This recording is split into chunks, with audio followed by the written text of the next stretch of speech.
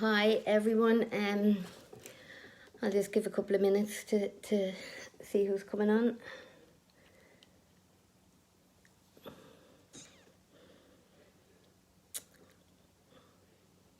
I just wanted to make a quick video. Most people would know that Coco's Law is officially up and running today. It's been signed by the President today, and after 2 years and 10 months of campaigning and protesting and marching, the fight is now over. I'm not going to lie, it's a bittersweet moment today. Fantastic that the law is true. Fantastic that I have a huge legacy for such a little person that Nicole was. And it's fantastic that her name will live on forever. She has her memorandum. Hang on, let me just get that. She has her memorandum as well, and it's going to be in the law, and she's going to be in the Irish statute books for forever, long after we're gone. Her name is going to be living on forever.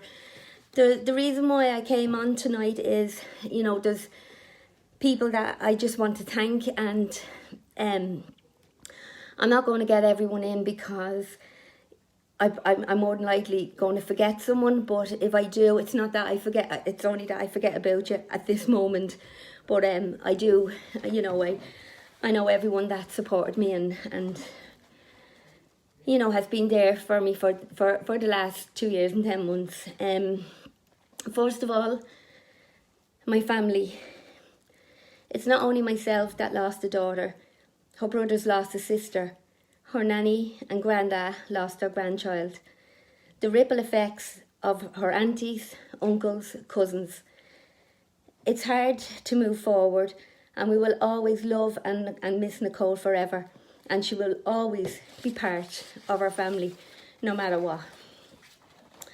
I want to thank everyone who supported me, and for all those people that never gave up on me, for all those people who didn't know Nicole personally but continued to constantly share everything on social media, to the people that sent beautiful messages of support and encouragement, who travelled this journey with me from the very start, and who brought Coco into their hearts. I want to thank close friends who have helped me and who are still helping me through the hard times.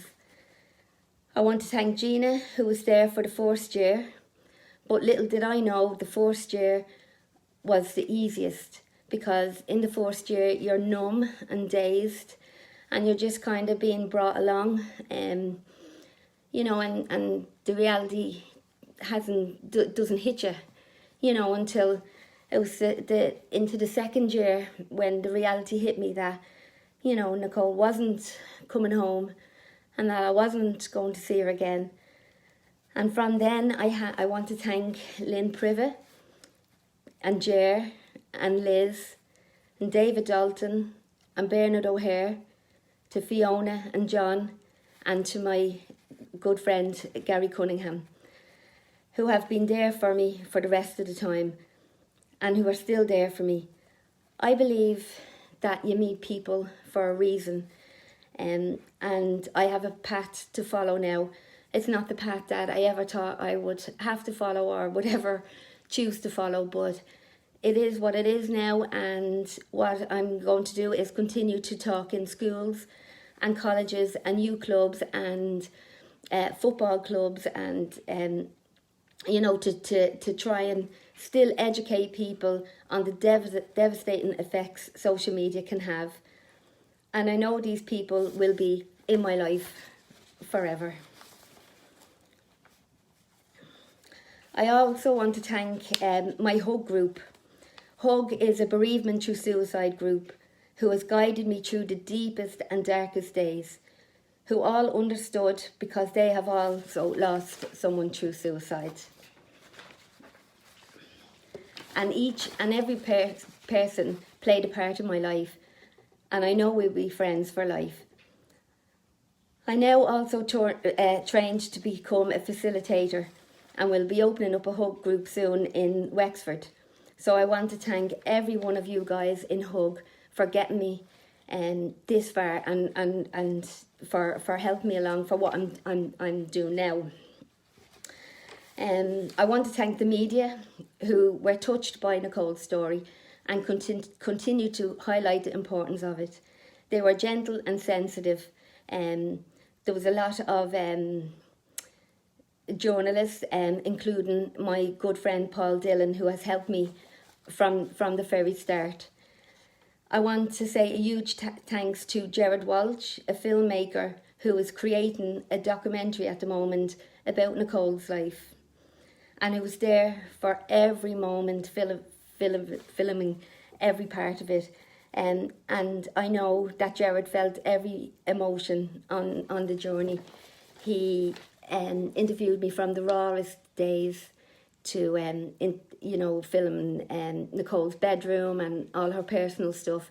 Has been with me through the protests and the marches and everything that we did, and is continuing to be with me. I want to give a massive thanks to March for Justice Ireland. Halfway through my journey, they stepped in at the perfect time. Even though I was never going to give up, sometimes I felt defeated. I was emotionally and physically drained. Campaigning while grieving was the hardest thing I ever had to do. But then March for Justice Ireland came along, and we marched through different counties together, and we did talks. They never gave up on me once, not once, and they fought right to the very end with me. And I know they're going to still continue to be in my life. These people, and I hope I don't forget anyone, is Trevor Conlon, Linda Conlon, Julianne Kelly, Wesley Ryan, Anto Bracken, and Finbar Markey. And I'll forever be grateful and thankful for the support and compassion and kindness that you showed me all the way through. You're a fantastic group that deserves so much more credit. I also need to say a huge thank you to Aisling O'Neill and Mary Sheehan. Both of these mothers also lost their beautiful daughters, Mia and Kaylee, also to online bullying. Instead of doing nothing, these ladies travelled and marched around the country with us and spoke about their beautiful daughters and how they were bullied online. And I thank you for that. And again, they too are also my friends for life. And I thank you for the strength and the courage for everyone, not only Aisling and Mary, but for their families and everyone that came up from Limerick and Tipperary. I just thank you from the bottom of my heart, because you guys, you didn't have to do that, and you did, and you had been amazing. I also want to thank Brendan Howlin, who took me on, has supported me, and he wanted this law in just as much as I did, and he has been great. I want to thank Helen McEntee. I want to thank James Brown. I want to thank Dermot Richardson. I want to thank Declan Power and Owen O'Brien and all of the rest that were involved behind the scenes and helped carry this law through to where it is now. And for me, I have to learn to live without Cole for the rest of my life, because she was taken away from me in such a cruel, unnecessary, sad way, because of people who are jealous, hateful, spiteful, nasty, pathetic, pitied people. People who will live for the rest of their lives knowing that they killed my daughter, knowing they will have blood on their hands for the rest of their lives, for the rest of their sad little lives, knowing that karma will hit them or hit their kids one day. Because people like you will never go on to live happy lives. And what you took from me, you don't deserve it. And lastly,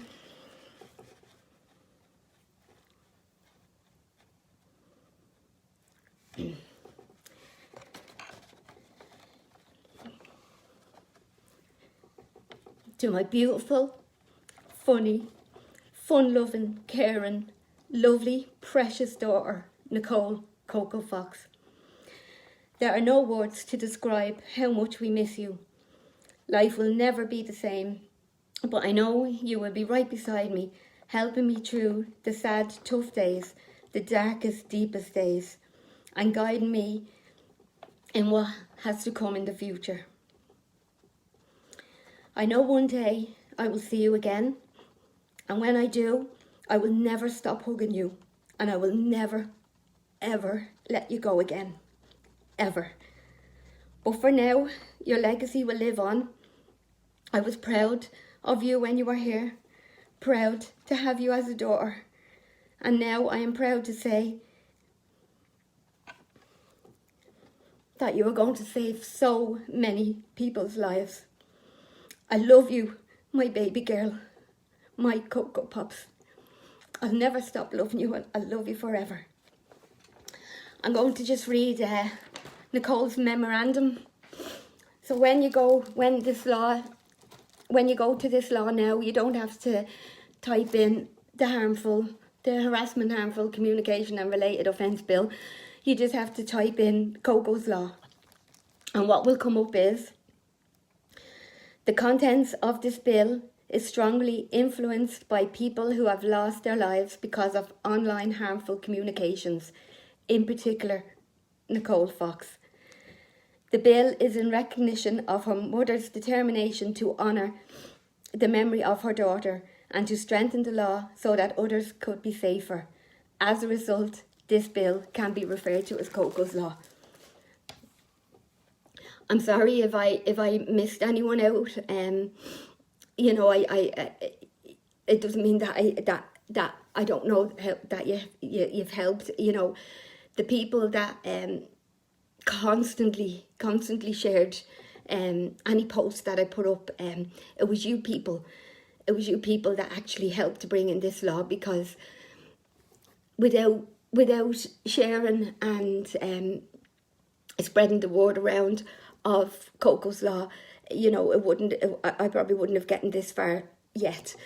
But because of you sharing and as I said, the kind support and the encouragement that you gave me, to even when I felt that I couldn't, the support that you gave me. So to all those people that I mentioned, and I know there's so many more, and I'm so sorry if I didn't give you a mention. So I just want to say thank you so much from the bottom of my heart to, you know, for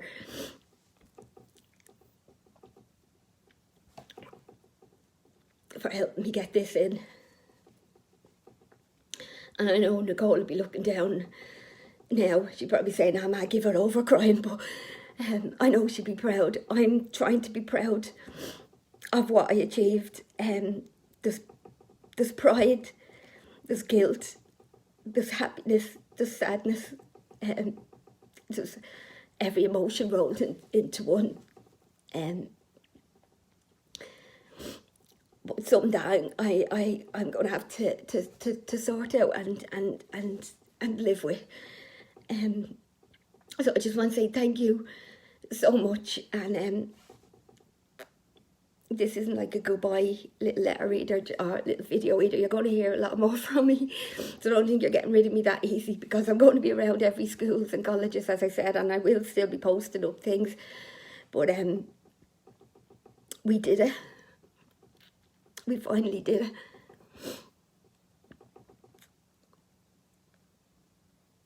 You know, after so much heartache and pain, but we did it. And today I do make my little girl so proud of me. So I just want to say thank you.